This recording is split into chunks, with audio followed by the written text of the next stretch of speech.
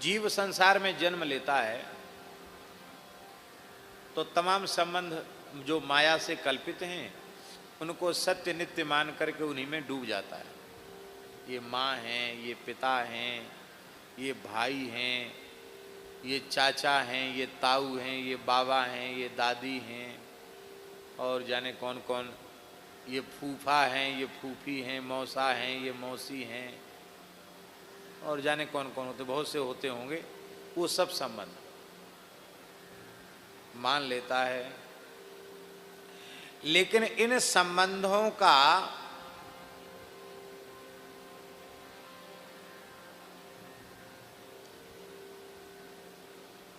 जो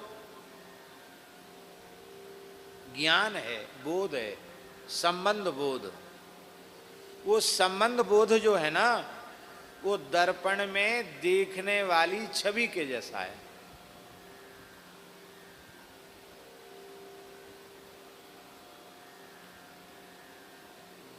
आप दर्पण के सामने खड़े हो गए तो दर्पण में आप पूरे दिख रहे हो, पैर से लेकर सिर तक दर्पण में दिख रहे हो कि नहीं? आप दर्पण में हो।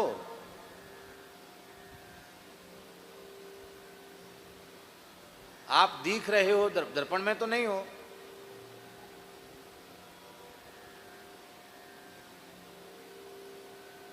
जैसे दर्पण में दिखने वाले तुम नहीं हो, ऐसे ही ये स्त्री पुत्रादि के संबंध दर्पण में दिखने वाले प्रतिबिंब के जैसे हैं। न ये तुम हो और न ये तुम्हारे हैं, न ये तुम हो और न ये तुम्हारे हैं। क्योंकि ये तुम होते तो इनको छोड़ के क्यों जाना पड़ता, और यदि ये तुम्हारे होते तो ये तुम्हें छोड़ के क्यों जाते।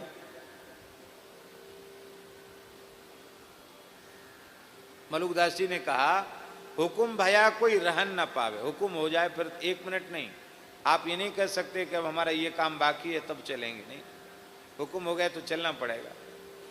ये भी नहीं कह सकते हो कि हम चाय का कप हमने होठ से लगा लिया है, अरे भाई क्या बिगड़ेगा, 1 सेकंड, 1 चुस्की तो ले लेने दो चाय की।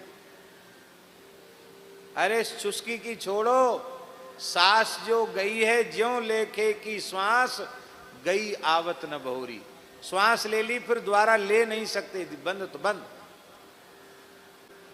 त्यों सेवत ना आपने, ये मातु पिता सुत नारी। इनका सेवन करते रहो तो भी अपने नहीं है, ये सब विनाशी है, सब नष्ट हो जाएंगे। जब जिस शरीर का समय पूरा हो जाएगा वो शरीर चल देगा।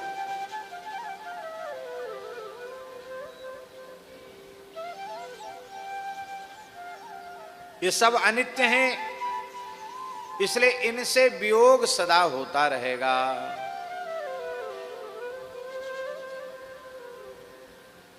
संसार का संबंध कैसा है, तीसरे चरण में बता रहे हैं।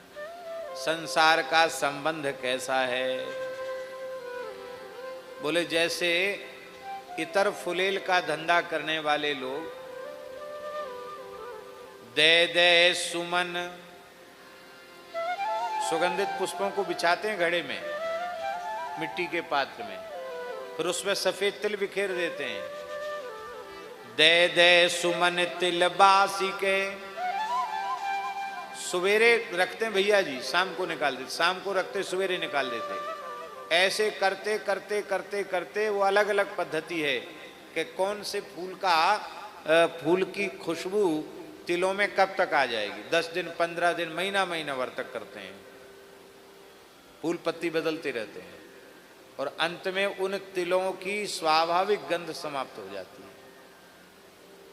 जैसे जूही में उनको रखा तो उसमें जूही की सुगंध आने लग जाएगी, तो फिर उन तिलों को पेर लेते हैं, उनका तेल निकाल लेते हैं। तो जब तक तेल नहीं निकला तब तक तो उनकी इतनी बढ़िया सार संभार की गई तिलों की, बार बार फूलों की सेज बिछा बिछा करके उनको सुलाया गया, फूलों की सेज पर सुलाया और फूलों का उड़ोना उड़ाया। और जब तिल सुगंधित हो गए तो फूल तो खैर बदल ही दिए जाते, कोई बात नहीं, पर उन तिलों की क्या दशा होती है? उन तिलों को पेर लेने के बाद उनका तेल तो शीशियों में इतर मानकर बंद कर लिया जाता है, और उसकी जो खली है ना, उसको ऐसे ही घूर पर कचड़े के ढेर में फेंक दिया जाता है। ऐसे ही ये संसार के लोग जो है ना, वो अपने स्वार्थ की पूर्ति के लिए खूब बढ़िया से खूब मक्खन लगाएंगे आपको। बाबूजी बाबूजी, अब के बिना तो कुछ होने ही नहीं, आप ही सब कुछ हैं, दे दे सुमन तिल बास के। और जब उनके स्वार्थ रूपी स्नेह रूपी उसकी पूर्ति हो जाएगी, जब तुम किसी काम लायक नहीं रह जाओगे, तो खली की तरह वो उठा करके निकाल कर फेंक देंगे, किसी मतलब के। ये है संसार का प्रेम।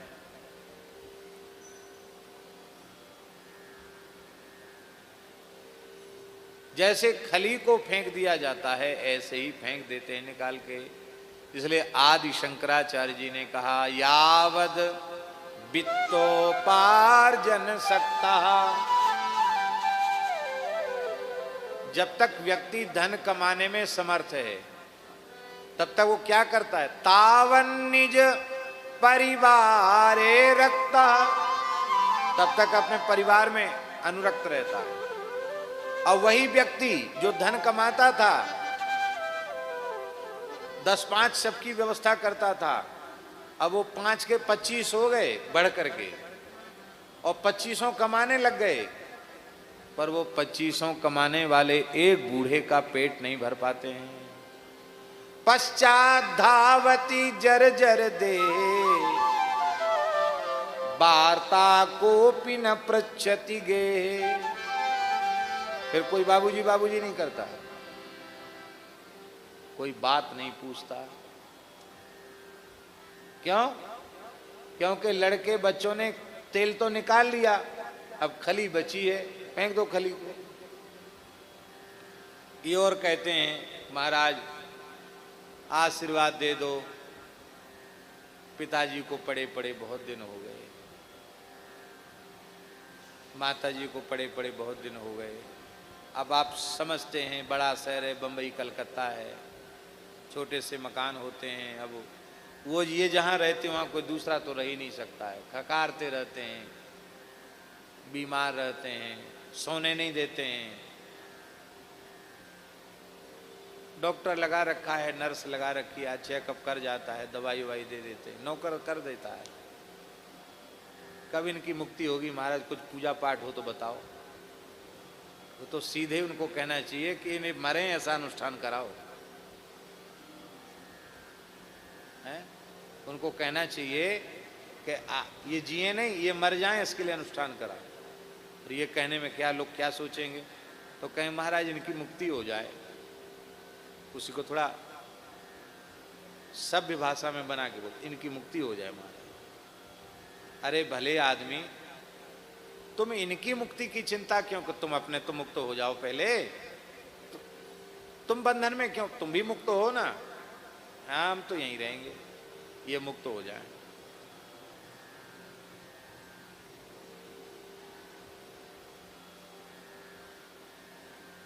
अच्छा हुआ, चलो एक कमरा खाली हो गया,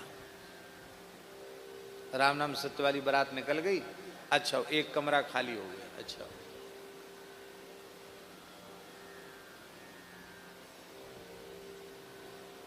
आचार्य श्री कृपा शंकर जी महाराज की एक बात दास को बड़ी प्यारी लगी उनके प्रवचन में। उन्होंने कहा, वृद्धावस्था आने पर संसार तुम्हें ठुकरावे, इसके लिए तुम क्यों पड़े हुए हो? संसार तुम्हें ठुकरावे, उसके पहले तुम संसार को ठोकर मारकर निकल जाओ। अयोध्या वृंदावन चित्रकूट में वास करके भजन करो,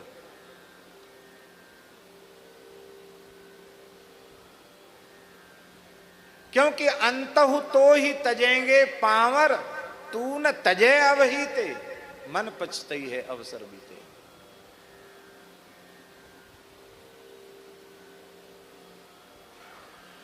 भैया जी छोड़ना पड़ेगा, ये तो हुई मजबूरी, और भीतर से संसार को छोड़ दिया गया, ये हुई बुद्धिमानी। तो विवेक बुद्धिमानी अच्छी कि मजबूरी अच्छी? मजबूरी का मतलब तो ये कि हम छोड़ना नहीं चाहते थे, जबरदस्ती छूट गया।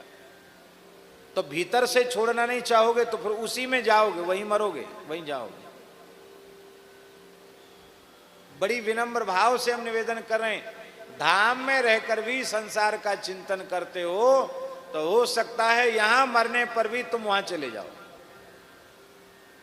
बंबई कलकत्ता की याद आ गई, क्योंकि आशा जाकी जहां बसी तहां ताही को बास। धाम में बसो तो संसार को भूल जाओ।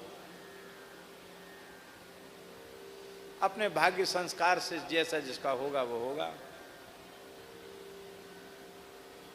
हमने कोई ठेका ले रखा है? ठेका तो नहीं ले रखा है।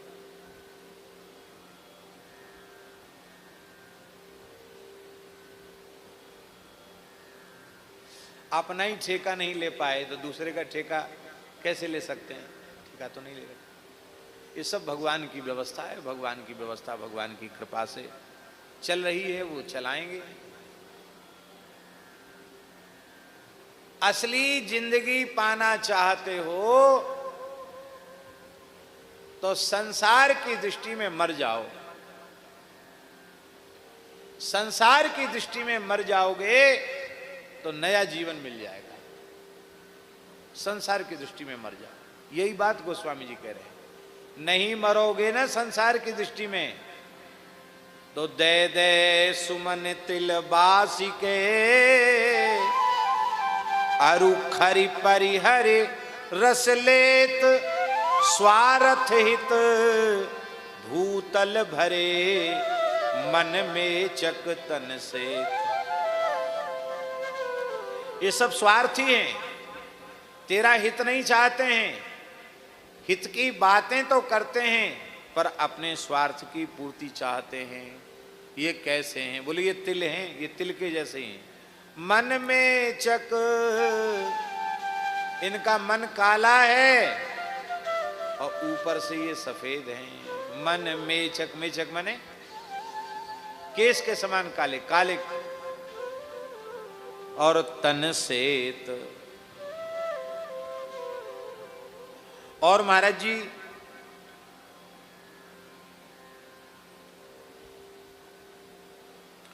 गोस्वामी जी ने 83वें पद में कहा है कि जिन लग निज परलोक बिगाड़ियो, ते लजात होत ठाणे ठाए। गोस्वामी जी ने मैंने पत्रिका में कहा, जिन संसार के लोगों के लिए तुमने अपना लोक भी नष्ट कर लिया, परलोक भी नष्ट कर लिया, वे ही लोग तुम्हारे मरने के समय तुम्हारे पास खड़े नहीं होना चाहेंगे। अब तो ज्यादा समझाने की जरूरत है नहीं। कोरोना के समय कौन किसके पास खड़ा रहा? डॉक्टरों ने कह दिया कि बस अब मरने वाले हैं, अब तो बस इतने % संक्रमण फैल गया है, तो दूर दूर से ही राम राम करने लगे लोग।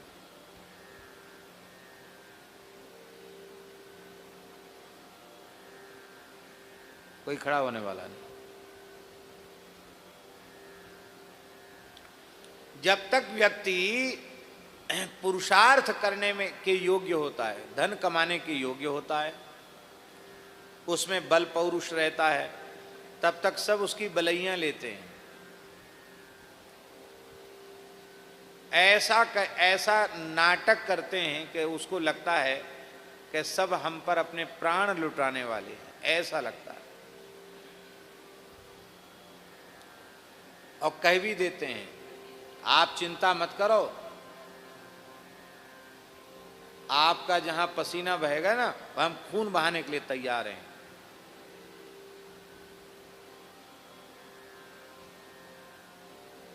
ऐसा आश्वासन देने वाले प्राय झूठ बोलते हैं।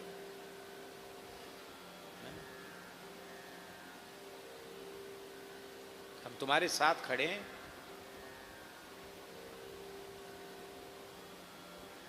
तुम्हारा पसीना निकलेगा तो हमारा खून निकल जाएगा, समझ लेना आप। अच्छा, पसीना निकले खून ही निकल जाए, फिर देखो कौन पास खड़ा रहता है।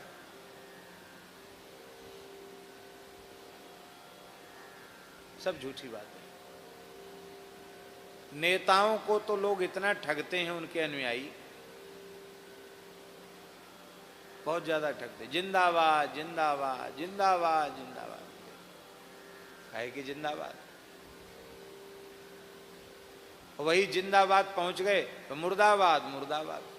ले साहब, क्या मतलब, क्या जिंदाबाद हो क्या मुर्दाबाद। और जब मर जाते हैं तो पीछे वाले लोग, उनके अनुयायी कहते, जब तक सूरज चांद रहेगा अमुक जी का नाम रहेगा।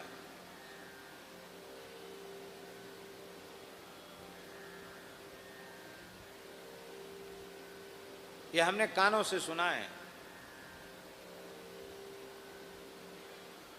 प्रधानमंत्री के पद पर बैठी हुई एक बड़ी सशक्त शासिका इंदिरा जी, गोलियों से जब उनको, दुर्भाग्य से उनका जो भी उनका गोलियों से उनको छलनी किया गया, उस समय रेडियो में जो 84 की बात है ना, 1984 की बात है, तो रेडियो में और सुनने में आता था, लोग, जनता कह रही है जब तक सूरज चांद रहेगा तेरा नाम रहेगा। अब पूछ लो कितने लोगों को पता है, नए बच्चों को पूछ लो।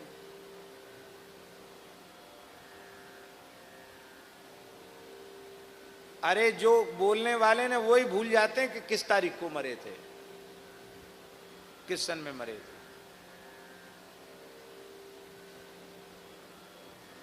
इसलिए संसार के झूठे मान बढ़ाई के चक्कर में फंसना नहीं चाहिए। ये सब झूठा है, कुछ नहीं।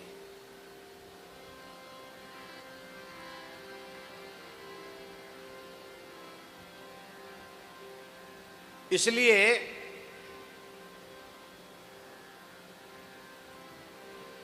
अब भगवत संबंध को दृढ़तापूर्वक स्वीकार कर लें, शरीर संसार को भगवान के चरणों में न्यौछावर कर दें, तो नरकोपम और सारे जगत को भगवत स्वरूप देखने लग जाएं, तो जगत जगत नहीं रह जाएगा। फिर क्या हो जाएगा? बोले जिधर देखा, हरे राम बाबा का पद है, जिधर देखा उधर पाई झलक घनश्याम प्यारे की।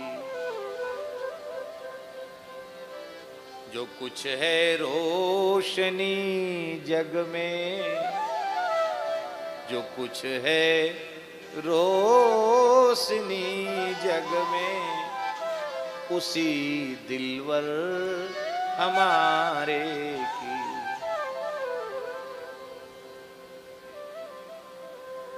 ये सब वही है।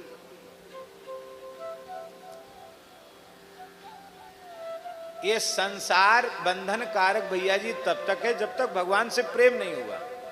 प्रेम होने के बाद फिर कुछ नहीं।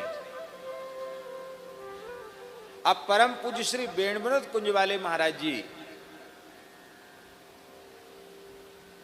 उनके जीवन के कई प्रसंग ऐसे हैं, पानी भर के माताएं आ रही हैं, उनको देख के उनको भावाविश हो गया, भगवान की लीला की स्मृति आ गई। कोई माताजी धार काढ़ रही है, वो धार काढ़ते देख करके उनकी समाधि लग गई। ये कैसे हो गया?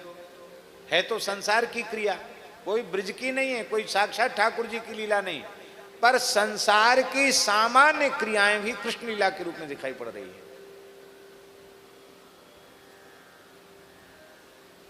भैया भगवान से प्रेम हो तो जाए, नजरिया ही बदल जाएगा। है, इसी को कहते दृष्टि सृष्टिवाद। जब दृष्टि में श्याम सुंदर समा जाएंगे तो सृष्टि तो श्याम सुंदर का स्वरूप है ही। ये भगवान की लीला भी होती है। मूल बात है भगवान से प्रेम करने की।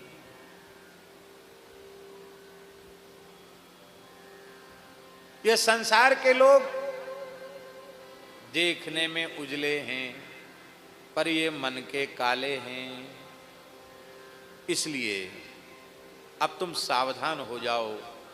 सुनु अजहू सिखावन ए, ये सब सिखावन है प्रत्येक पद में। सुनु अजहू सिखावन ए, आज भी सिखावन सुनो।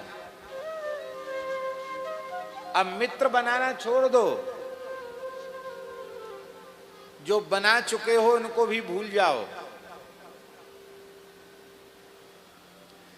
प्रहलाद जी, ध्रुव जी जैसा कोई भक्त मिले तो मित्र बनाओ, या ठाकुर जी को सखा बनाओ अपना, या ठाकुर जी के प्राण प्यारे भक्तों को सखा बनाओ। शरीर संसार में आसक्त विषयी भोगी पुरुषों को यदि तुमने अपना मित्र बनाया, उनसे संबंध रखा, तो तुम निश्चित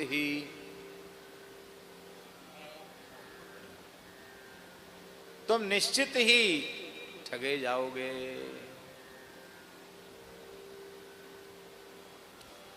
हमने चर्चा भी की थी विराज, हमने चर्चा भी की थी कि आओ जुगल जी इधर आ जाओ, विराज इधर आए, जुगल जी इधर आइए, इधर बैठिए।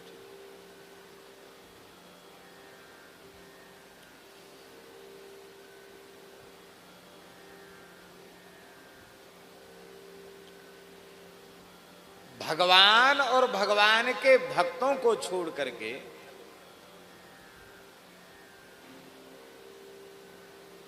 मित्र, यह संबंध, मित्रता की परिभाषा कहीं भी घटित तो होती ही नहीं। अब ये लक्षण तो संतों में घटेगा। कुपथ निवार सुपंथ चलावा, अवगुण गुण प्रगटय अवगुण ही दुरावा। और संसार से दोस्ती करोगे तो ये क्या करेंगे? ये करेंगे सुपथ निवार कुपंथ चलावा। अच्छे रास्ते पर चल रहे होगे ना, घसीट करके बुरे रास्ते पर ले जाएंगे। अवगुण प्रगटय, अवगुणों को पैदा कर देंगे और गुणों को छिपा देंगे। अपना समय नष्ट करके, अपना धन नष्ट करके तुमको शराबी कबाबी बना देंगे, जुआरी बना देंगे, बीड़ी पीना, तमाकू खाना ये सब सिखा देंगे, सिनेमा देखना सिखा देंगे, जाने क्या क्या सिखा दें भगवान जाने।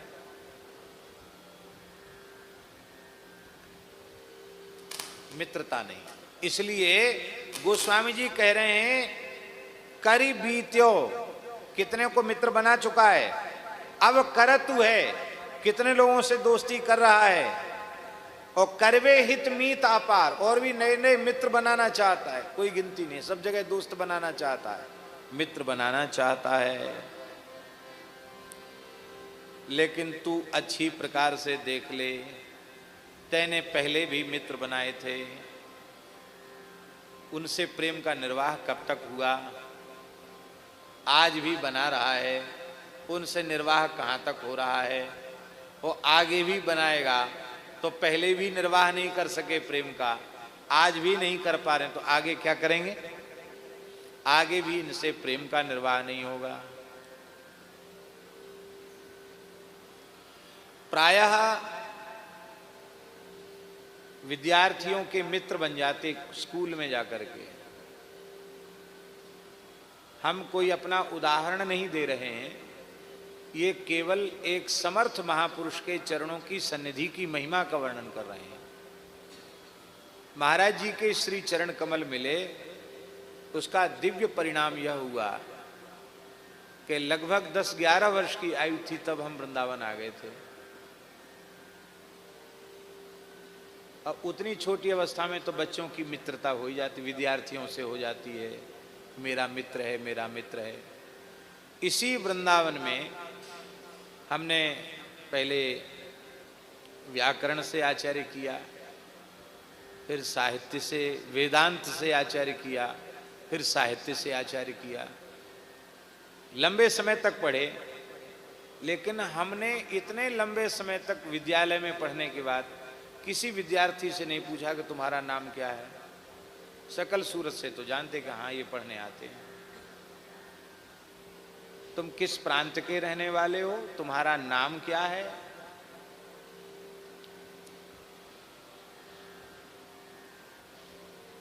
तीन विषयों में आचार्य करने के बाद भी 3 मित्र नहीं बन पाए, एक ही नहीं बना।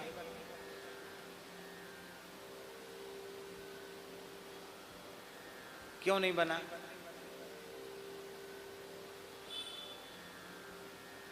फुर्सत कहाँ थी भाई मित्र बनाने की। फिर उनको बुलाते, हम उनके यहाँ जाते, फिर पता नहीं कहाँ होते।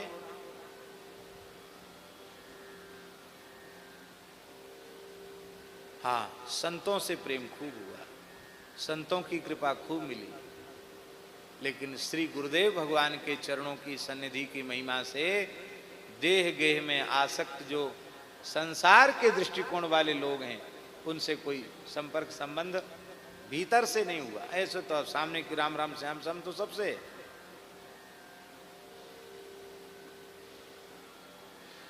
भैया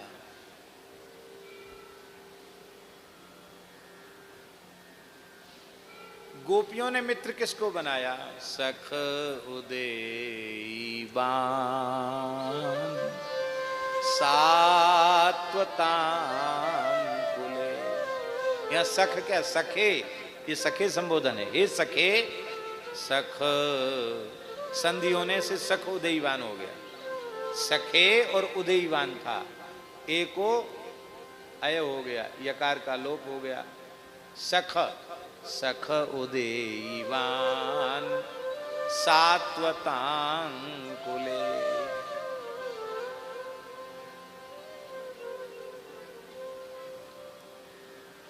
इसलिए या तो भगवान से मित्रता का संबंध रखो, अपना कल्याण चाहते हो, या फिर भगवान के भक्तों से मित्रता का संबंध रखो।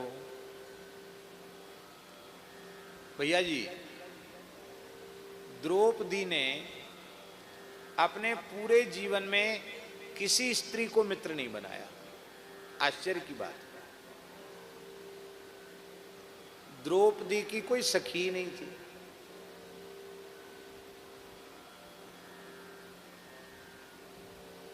क्या बनाया? द्रौपदी ने सखा बनाया। किसको? श्री कृष्ण को सखा बनाया।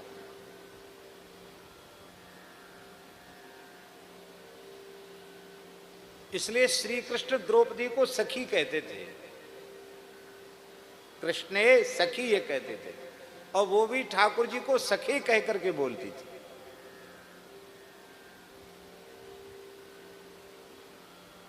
बहुत विनम्रता पूर्वक हम बोल रहे हैं। वर्तमान में भी लड़के लड़की मित्रता कर लेते हैं। क्या कहते हैं? मेरे फ्रेंड हैं, मित्र हैं मेरे।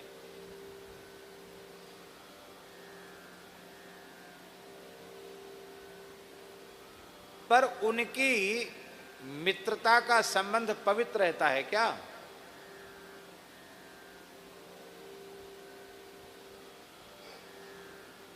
बालक बालिकाओं की जो मित्रता है, पहले तो मित्रता होती है, फिर वो संबंध विकृत हो जाता है, वो पवित्रता संबंध की नहीं रह जाती है। लेकिन धन्य है द्रौपदी जो अग्नि के कुंड से प्रकट हुई थी। यदि किसी पुरुष को मित्र बनाती तो द्रौपदी महासती न होती। पर धन्य है श्री कृष्ण को अपना सखा बनाया तो द्रौपदी और श्री कृष्ण के संबंध की पवित्रता पूरे जीवन तक निभी। संबंध की पवित्रता का निर्वाह भी भगवान से और भगवान के भक्तों से होगा। संसार में दोस्ती करोगे तो संबंध पवित्र वो संबंध ही अपवित्र है, पवित्रता का संभाव कहां से रह जाएगा।